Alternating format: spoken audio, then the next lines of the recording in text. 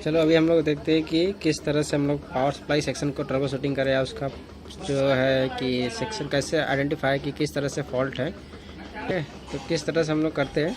तो सबसे पहले आपको देखो यहाँ पर एक कनेक्टर लगा हुआ है जिस पे हम लोग अपना मेन वायर लगाते हैं। ठीक है, ये कनेक्टर पे हमारा मेन वायर लगता है। तो ये कनेक्टर पे सबसे पहले आप चेक करो 300 वोल्ट, सॉरी 250 वोल्ट आप चेक करो। ठीक है, 250 वोल्ट चेक करने के बाद ये 250 वोल्टेज एसी रहेंगे। ठीक है, डीसी नहीं एसी। और उसके बाद ये 250 वोल्ट हम लोग सीधा एक फ्यूज से ज़रिए से पास करते हैं एक लाइन फिल्टर पे। लाइन फिल्टर के बाद हम लोग 4 डायोड यूज करते हैं।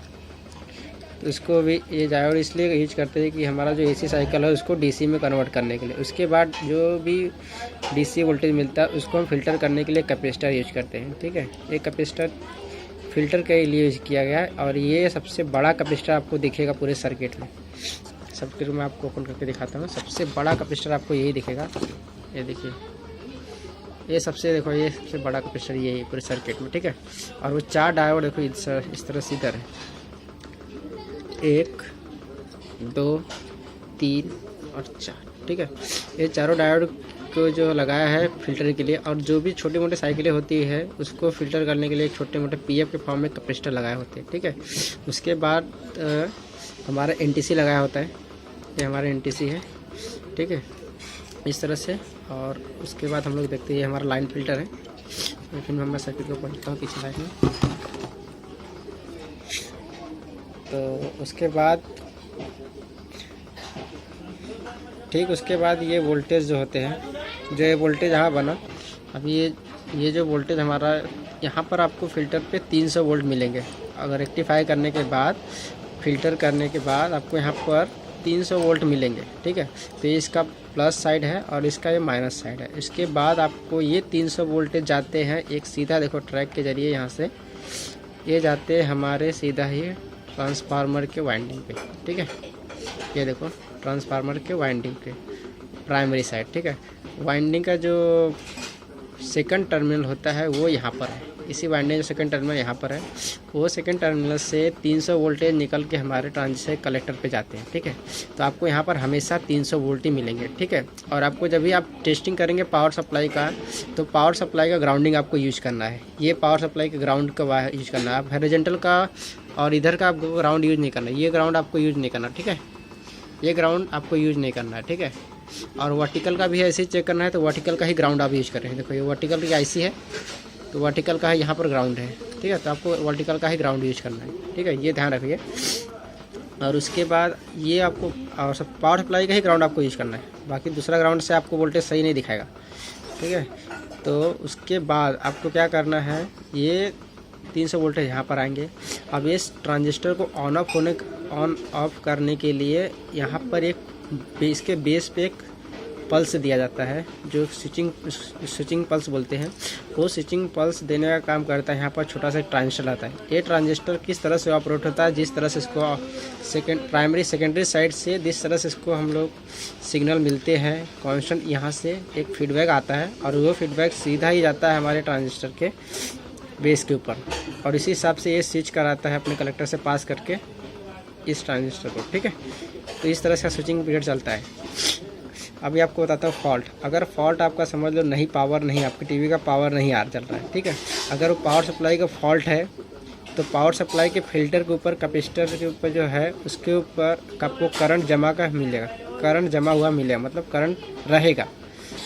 ठीक है, इसके अंदर करंट जो होता है स्टोर होकर रहेगा अगर पावर सप्लाई का फॉल्ट होगा तो।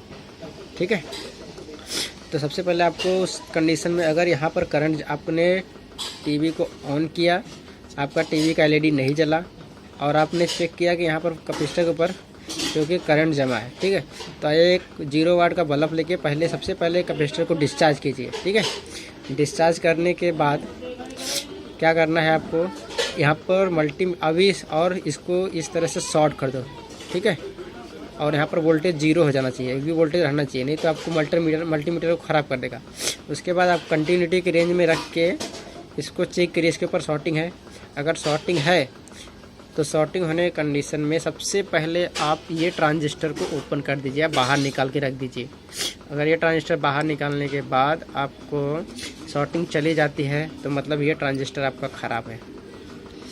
ठीक है। अब ये ख़राब होने के दो रीज़न होंगे, या तो ज़्यादा पावर की वजह से, फ्लक्चुएशन की वजह से ख़राब हो सकता है, या तो फिर इसका बेस का वोल्टेज बढ़ गया रहेगा तो ख़राब होता है, ठीक है। तो उस कंडीशन में आपको क्या करना है, ट्रांजिस्टर निकाल के आप साइड में रख दीजिए।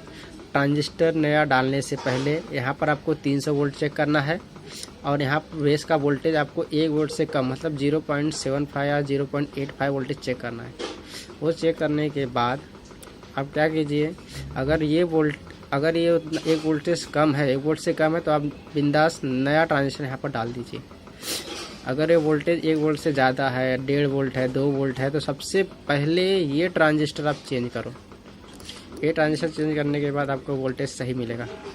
ये वोल्टेज इस ट्रांजिस्टर आप चेंज करेंगे तो इसका नंबर इस तरह से आपको 2655, और इसका नंबर आपको मिलेगा 1802। अगर 1802 नहीं लगा है फिर भी आप 1802 डाल दो, ठीक है। उसका कोई भी ट्रांजिस्टर यहाँ पर लगा है, अगर 3 टर्मिनल का है, STR नहीं है, STR जो होता है वो 5 टांग का होता है, ट्रांजिस्टर जो है 3 टांग का होता है, ठीक है। अगर ट्रांजिस्टर लगा है तो आप कोई भी ट्रांजिस्टर लगा रहने दो, आप 1802 यहाँ पर डाल दो, ठीक है। कौन से भी कंपनी का किट रहने दो, ठीक है।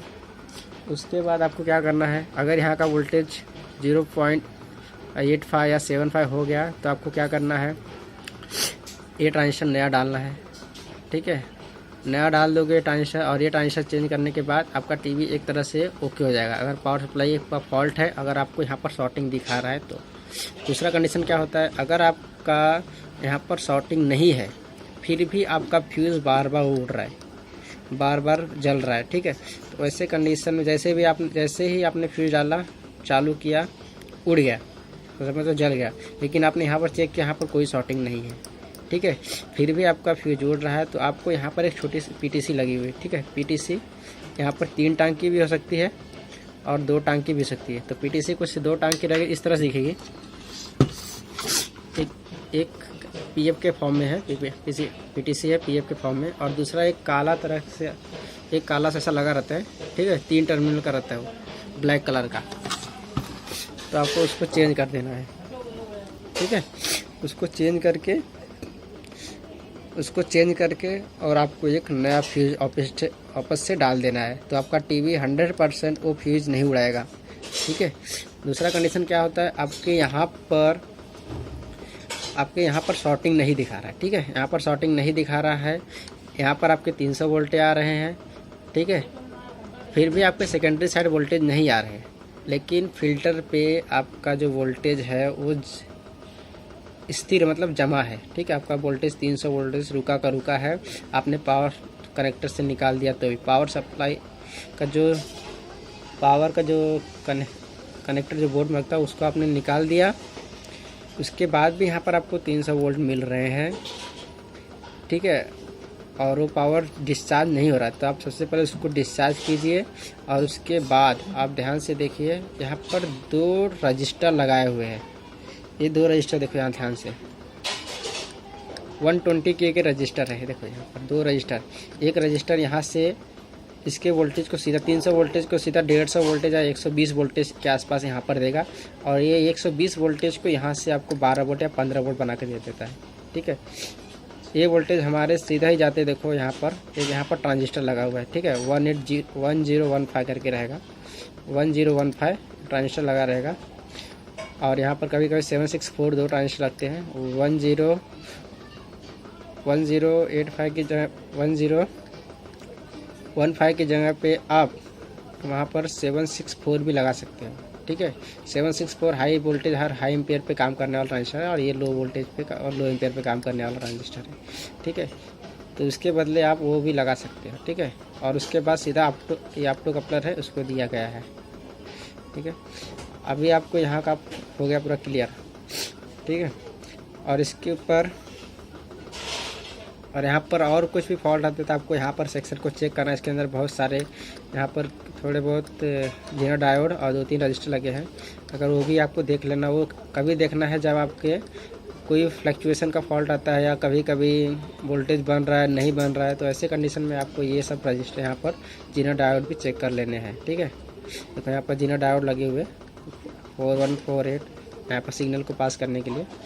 उसके बाद अभी दूसरा कंडीशन क्या बनता है पावर सप्लाई सेक्शन का, क्या होता है कि आप कभी कभी देखोगे कि आपका जो वोल्टेज है यहाँ का बढ़ के यहाँ पर 115 वोल्ट से बढ़ के वो 150 वोल्ट के आसपास मिलता है सेकेंडरी साइड। जहाँ पर 115 वोल्ट आना चाहिए था वहाँ पर 150 वोल्टेज के आसपास या 150 वोल्टेज के ज़्यादा आते हैं। तो वैसे कंडीशन में आपको क्या करना है, ये ट्रांजिस्टर आपको चेंज कर देना है। ये ट्रांजिस्टर आपको चेंज करना सबसे पहला काम, क्योंकि ये ट्रांजिस्टर अपना कंट्रोल जो होता है चला जाता है, जो कंट्रोल करने का जो इसका क्षमता होती है तो चला जाता है, इसीलिए वोल्टेज यहाँ का बढ़ के सबसे ज़्यादा हो जाता है। ठीक है, तो ऐसे ऐसे बहुत सारे केसेस मिले हैं मुझे, तो इसीलिए मैं आपको जो जो मेन चीज़ है वो मैं आपको बता दे रहा हूँ। और बाकी यहाँ पर सब ठीक है, और ज़्यादातर इसमें और फॉल्ट नहीं आते, इतने फॉल्ट इतने पावर सप्लाई में आते हैं TCL के, खास करके TCL की किट में। ठीक है, आपके कपलर बहुत कम ख़राब होते हैं। ठीक, अगर आपको दूसरी बार और सेकेंडरी साइड आपको वोल्टेज समझ लो कि आपको 60 वोल्ट या 70 वोल्ट मिल रहे हैं, उससे ज़्यादा नहीं मिल रहे हैं, तो यहाँ पर एक वेरिएबल रेजिस्टेंस लगाया हुआ है, देखो इस तरह से, और वो दिखता किस तरह से वहाँ पर आता है आपको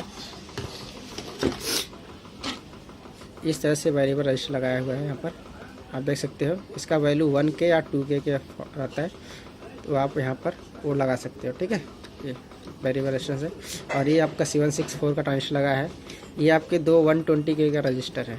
ठीक है, ये दोनों 120K का रजिस्टर है। ठीक है, और ये आपका PTC, ये आपका NTC, ये आपका लाइन फिल्टर, और ये आपका अब ये सेकेंडरी साइड का मेन कैपेसिटर है, इसको हम बोलते हैं सेकेंडरी साइड के मेन कैपेसिटर, जहाँ पर 115 वोल्ट 120 वोल्ट के आसपास वोल्टेज होते हैं। इसका जो कैपेसिटर का जो वैल्यू होता है वो होता है इस तरह से 100 माइक्रोफैरड और 160 वोल्ट, या आप इसके जगह पे 220 माइक्रोफैरड 100 माइक्रोफैरड 220 वोल्ट भी लगा सकते हो ऐसा। ठीक है, इस तरह से आप कौन सा भी यहाँ पर कैपेसिटर लगा सकते हो, ये दो में से। और उसके बाद यहाँ पर और कोई फॉल्ट नहीं आते, इतने फॉल्ट आते हैं।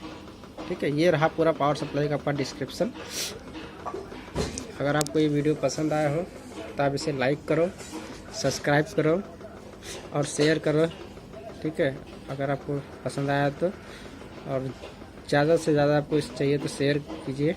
ठीक है, thank you for watching my video.